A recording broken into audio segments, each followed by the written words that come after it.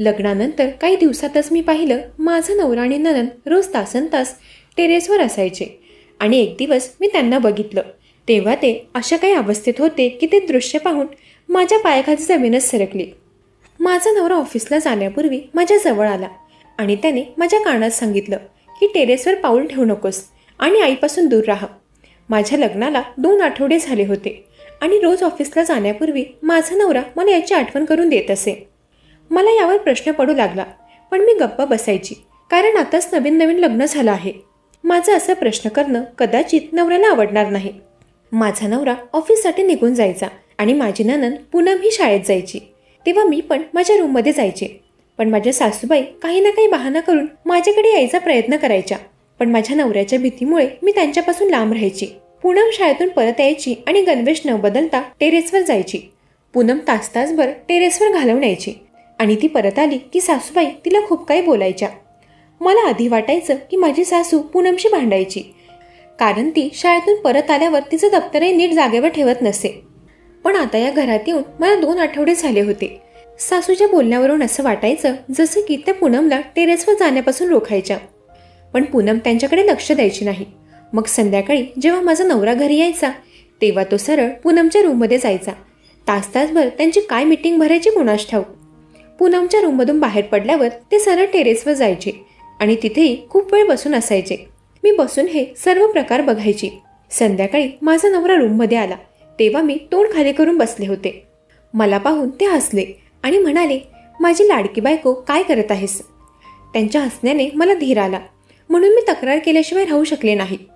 मी त्यांना म्हणाले की तुम्ही मला घरातील लोकांशी का मिसळू देत नाहीत आणि तुम्ही स्वतःही मला वेळ देत नाहीत. सतत टेरेसवर बसून असतात जसं की तिथे कोणता खजिना दडला आहे. हे ऐकून उमेश अचानक गंभीर झाले. त्यांच्या डोळ्यातला राग पाहून मी घाबरले. ते काहीही न बोलता घरातून निघून गेले आणि रात्रीच्या जेवणासाठीही ते घरी आले नव्हते. पूनम तर जास्तच काळजीत पडली होती. तिने तर वेगळीच रट लावली होती की उमेश दादा कुठे गेला. रात्रीचे 10 वाजले होते पण उमेश घरी आले नव्हते. मी तर स्वतःच्याच मनाला कोसत होती की मी असं काय बोलले की त्यांना एवढा राग आला. पूनम जशी तिच्या रूममध्ये गेली तेव्हा माझ्या सासूबाई लगेच उठल्या आणि माझ्या रूममध्ये आल्या आणि मला म्हणाल्या की तुझ्या लग्नाला कुठे पूर्ण महिनाही झाला नाही आणि तुझा नवरा असा गायब व्हायला लागलाय, त्याच्यावर बारीक नजर ठेव. सासूबाईंचे बोलणे ऐकून माझ्या मनात अनेक प्रश्न येऊ लागले. तेवढ्यात मग उमेश दरवाजा उघडून घरात शिरला. त्याने मला आणि आईला जवळ उभं असलेलं पाहिलं. उमेश रागातच सासूबाईंना म्हणाला, आई तू हिला काय सांगत होतीस? माझे हृदय आधीच थरथर कापत होते. त्याचा रागीट आवाज ऐकून माझे डोळे पाणावले आणि मी रडू लागले. मी म्हणाले, आई मला तुझी काळजी घेत जा म्हणून सांगत होत्या. मी खोटं बोलले होते कारण उमेशचं त्यांच्या आईसोबत अगोदरच जमत नव्हतं. याचं कारण काय होतं माहीत नाही. उमेशला माझं उत्तर ऐकून थोडा धीर मिळाला आणि मग ते हळू आवाजात बोलले की गोष्ट अशी आहे, मी टेरेसवर वेगवेगळ्या प्रकारचे पोपट पाळले आहेत.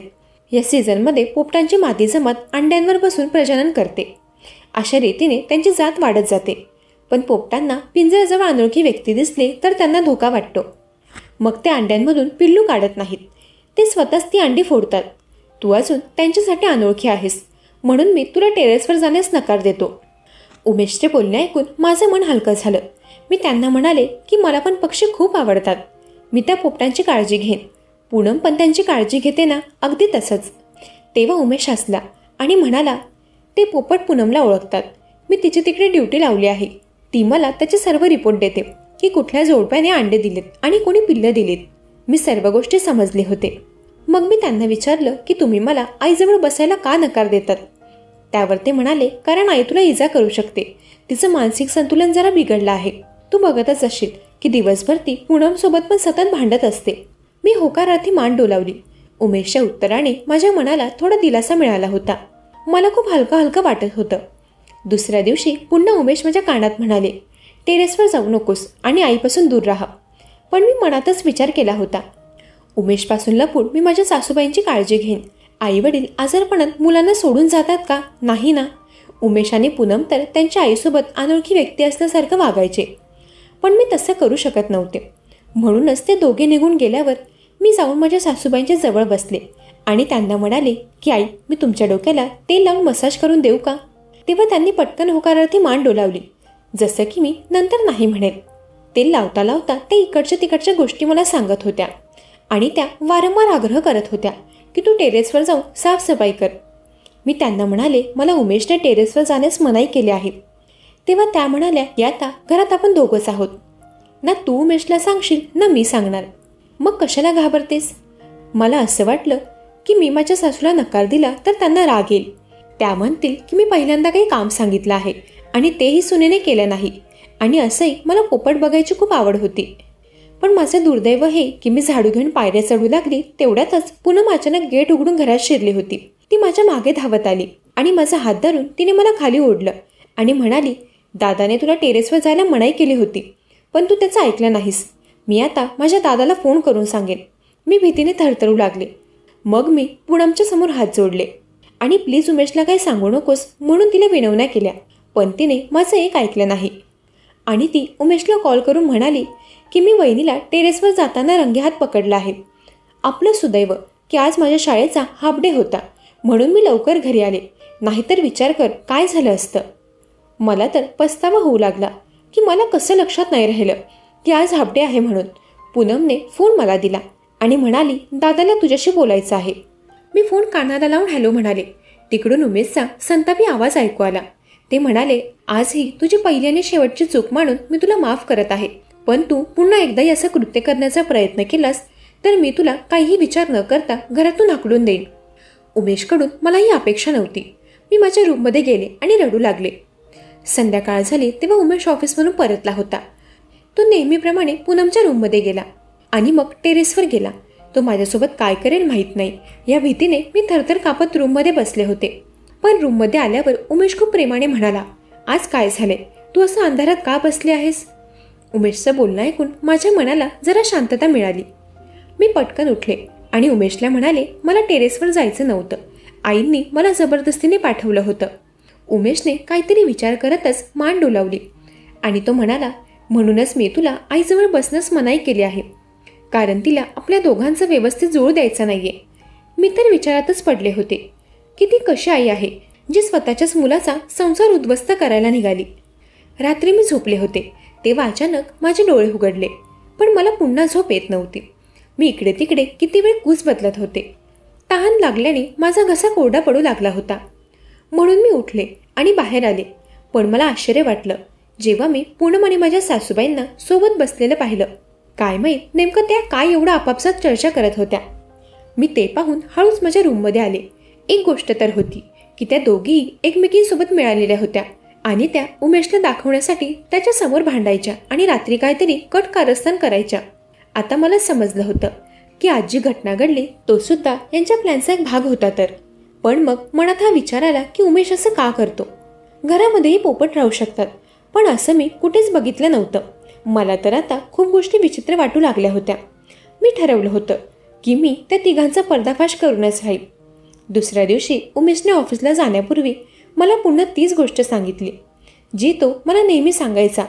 उमेश आणि पूनम निघून गेल्यावर मी माझ्या रूममध्ये गेली. माझ्या सासूबाई मला पुन्हा पुन्हा हाक मारत होत्या, पण मी माझ्या रूममधून बाहेरच पडले नाही. दुपारी 2 वाजेच्या सुमारास पूनम घरी आली आणि येताच ती थेट माझ्या रूममध्ये आली आणि म्हणाली, वहिनी, कालच्या भांडणानंतर मला वाटते की तू माझ्यावर रागवली आहेस. यावर मी तिला काहीच उत्तर दिलं नाही. मग ती माझ्याकडे येऊन बसली आणि म्हणाली, वहिनी, मी तुझ्या जागी असते तर मलाही असाच राग आला असता, पण जरा तू माझ्या जागी स्वतःला आणून बघ, तुझा राग लगेच जाईल. मी मीना बाबाची मुलगी आहे आणि आईचंही मानसिक संतुलन बिघडलं आहे. आता उमेश दादाच माझ्यासाठी आई आणि वडील दोघंही आहे. आता त्याने मला एक काम दिलं आहे आणि ते म्हणजे त्याच्या पोपटांची काळजी घेणं. मी त्याच्यासाठी इतकंही करू शकत नाही का. आणि मग मला ही भीतीही वाटत होती की जर उमेश दादाला राग आला तर मी कुठलीच राहणार नाही. आता तू राग सोड आणि माझ्याशी मैत्री कर. बघ, मी तुझ्यासाठी शाळेतून काय आणलं आहे, गोड आंबट चाट. हे बोलून पुन्हा स्वयंपाकघरात गेली. ती परत आली तेव्हा तिने हातात 2 प्लेट्स धरल्या होत्या, त्यात ती चाट होती. आणि ती चटपटीत चाट बघून माझ्या तोंडाला पाणी सुटलं आणि मला पूनमच्या गोष्टी पटल्या होत्या. मग मी हसतच ती चाटची प्लेट घेतली आणि आम्ही गप्पा मारू लागलो. ती मला तिच्या शाळेबद्दल सांगत होती. चाट खाऊन झाल्यावर ती मला म्हणाली, वहिनी, आता मी जरा पोपटांना बघून येते आणि मग माझ्या रूममध्ये जाऊन झोपते. तिचं बोलणं ऐकून मला पण झोप येऊ लागली. मग मला कधी झोप लागली ते कळलंच नाही. संध्याकाळी डोळे उघडले तेव्हा डोळ्यासमोर अंधारच अंधार होता. मला पुन्हा झोपावंसं वाटत होतं, पण हिंमत करून मी उठले आणि बाहेर आले. तेव्हा उमेशला आणि पूनमला टेरेसवरून खाली उतरताना पाहून मी आश्चर्यचकित झाले आणि त्यांच्याबरोबर एक महिला डॉक्टरही होती. त्या डॉक्टरांना बघून माझ्या सासूबाई ओरडू लागल्या, मला सांगा, सर्व काही ठीक आहे ना? डॉक्टरांनी होकारार्थी मान डोलावली आणि बाहेर निघून गेल्या. मी पटकन माझ्या रूममध्ये आले आणि झोपण्याचं नाटक करू लागले. त्या डॉक्टरला बाहेर सोडून आल्यावर उमेश रूममध्ये आला आणि मला झोपलेला पाहून तो पुन्हा बाहेर गेला. मला समजत नव्हतं की मी यावेळेला कधीच झोपत नाही. मग आज अचानक मला झोप कशी लागली? पण मी याकडे जास्त लक्ष दिलं नाही. मी फक्त विचार करत होते की टेरेसवर डॉक्टर काय करायला गेले होते.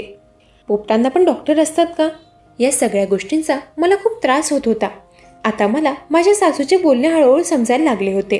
कदाचित त्यांना मला टेरेसवर यासाठीच पाठवायचं होतं, कारण काहीतरी रहस्य तिथे माझी वाट पाहत होते, जे उमेश माझ्यापासून लपवण्याचा प्रयत्न करत होता. पण मी उमेश नाराज होईल या विचाराने त्या सर्व गोष्टींकडे दुर्लक्ष करत होते, कारण माझ्या नवऱ्यावर खूप प्रेम होतं.